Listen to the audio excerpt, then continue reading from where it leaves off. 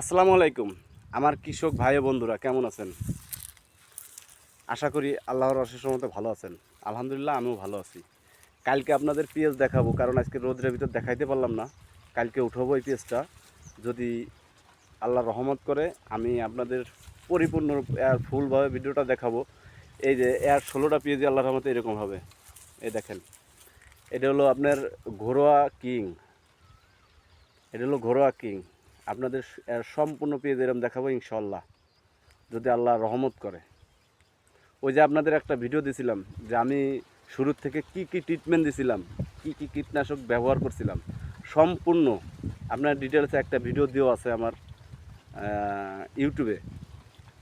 কোন সময় কোন জিনিসটা দিছিলাম আমি বলে দিছিলাম। তারপরও এই দেখেন, আপনাদের আমি ফুল ভিডিওটা দেখাবো যদি আল্লাহ বাঁচায় বার্তা রাখে।